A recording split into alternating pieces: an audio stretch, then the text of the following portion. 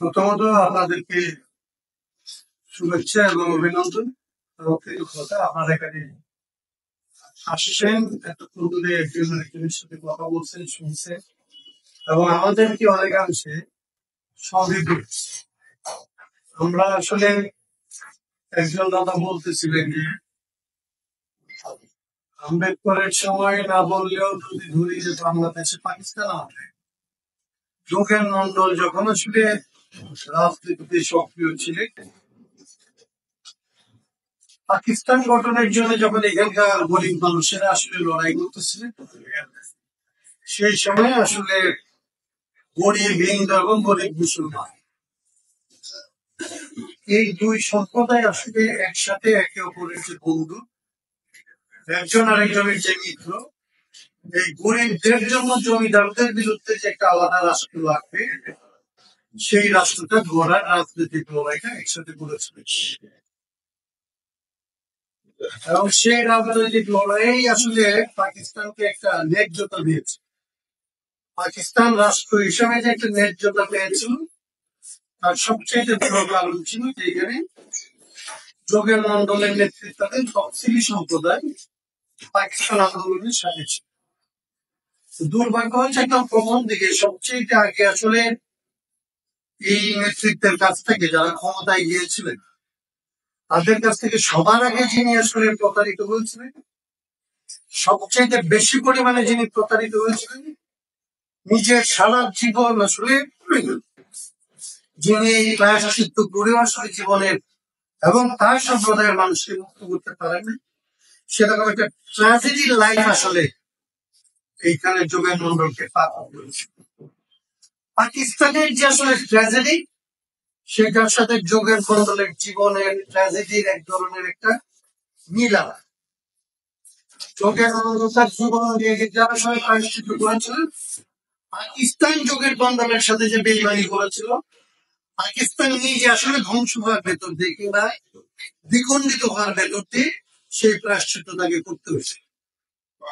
তো আজকে বাংলাদেশ আসলে যেটা আপনারা বলছিলেন এটা আমরা সবাই জানি যে যোগেন মন্ডলকে এখানকার আসলে সংবিধান প্রণয়ন কমিটিতে ওইখানে যেরকম আম্বেদকরকে আসলে প্রদান করা হয়েছিল, পাকিস্তানের সংবিধান গঠন করার জন্য আসলে আইনমন্ত্রী হিসাবে যোগেন মন্ডলকে সেই ভূমিকায় সামনে বসানো হয়েছিল, কিন্তু তার কাছে আসলে ক্ষমতা দেওয়া হয় না। তো এইটা ছিল আসলে যোগেন মন্ডল প্রতীক ছিল আসলে পূর্ব পাকিস্তানের, কিংবা তখন পর্যন্ত এটা পূর্ব বাংলা, পাকিস্তান ছিল অনেক পরে। পূর্ব বাংলাকে আসলে তখন বঞ্চিত করা ছিল, সেখানে না যাই। আমি যে কথাটা বলার জন্য বলছি যে আসলে ইতিহাসে এগুলির মূল্য পরিশোধ করতে হয়। ইতিহাস আসলে কাউকে বিনা শিক্ষায় বিনা মূল্য পরিশোধে পার হইতে দেয় না, এটা ইতিহাসের শিক্ষা। পাকিস্তান হওয়ার পরে এটার বিরুদ্ধে যে লড়াই হয়েছিল, বাংলাদেশ শুনতে অনেক ভালো লাগে যে আমরা বাংলাদেশ হওয়ার পরে দুইটা কথা বলছিলেন এখানকার আসলে যারা রাষ্ট্র ক্ষমতায় গিয়েছিলেন, তারা বলছিলেন যে এখানে রিজার্ভ এগুলো কিছু দরকার নাই, আমরা সবাই এক হয়ে গেছি, আমরা সবাই সমান হয়েছি, আমাদের সবার মানবাধিকার কিংবা মানবিক মর্যাদা প্রতিষ্ঠা করা হচ্ছে এই রাষ্ট্রের লক্ষ্য। স্বাধীনতার সাথে সাথে আসলে সাম্য, মানবিক মর্যাদা, সামাজিক ন্যায় বিচার এগুলি প্রতিষ্ঠিত হবে, এরকম একটা স্বপ্ন নিয়ে আসলে এইখানকার সবাই মিলে দ্বিতীয় যুদ্ধটা করেছে। যুদ্ধ করে আবার স্বাধীন হওয়ার পরে দৃশ্যত আপনাদেরকে আরো বড় একটা মর্যাদা কাগজে কলমে দেওয়া হয়েছিল, কিন্তু একজন দাদা উল্লেখ করছে যে দুইজনকে যদি রেসে দেওয়া হয়, একজনকে 200 গজ পেছনে আরেকজনকে 400 গজ সামনে রেখে যদি বলা হয় যে তোমরা ইকুয়াল, এবার তোমরা দৌড়াও, তাহলে আসলে দৌড়টা ইকুয়ালিটি হয়। পাকিস্তানের পরে এই 53 বছরের যে অভিজ্ঞতা,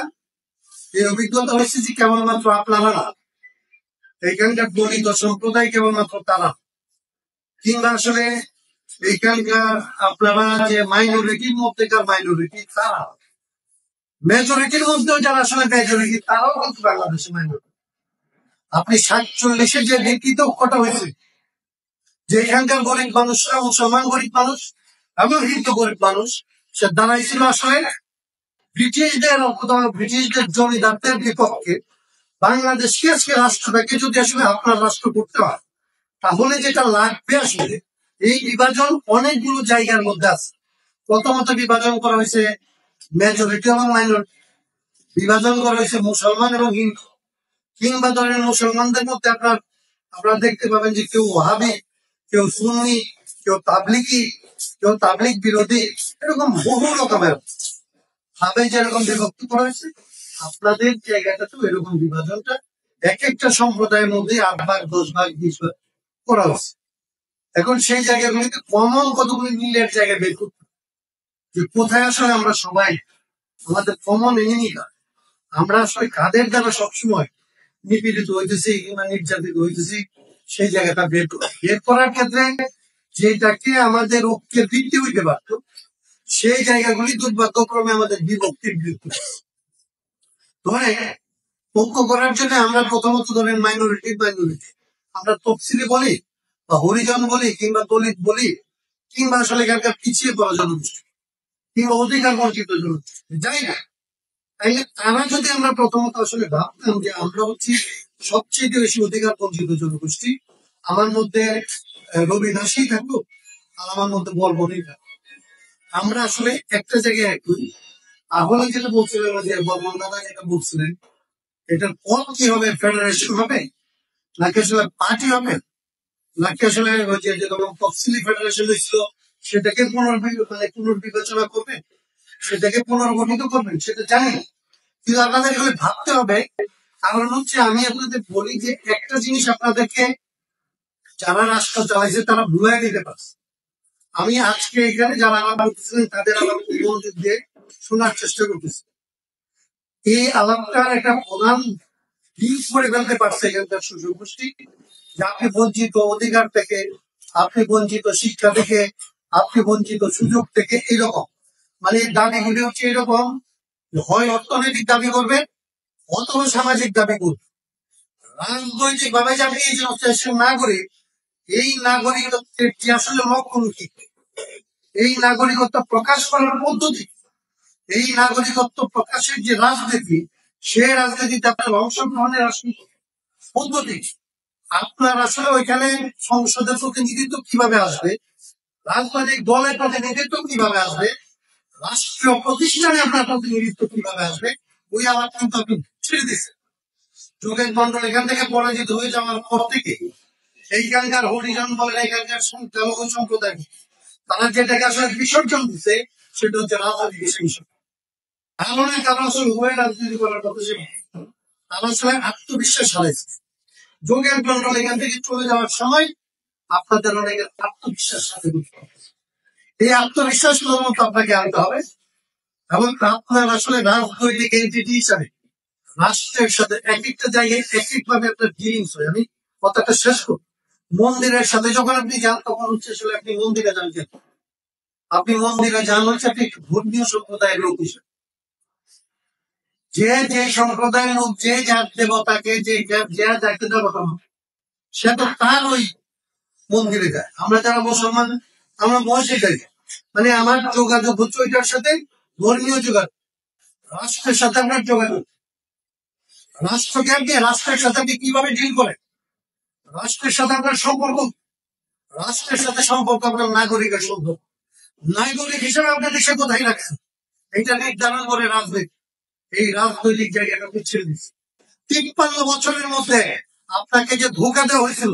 তারপরে আর কোনোদিনই আওয়াজটা তুলে দেয়। এমনকি বাংলাদেশে একটু অভ্যুত্থান হয়ে যাওয়ার পর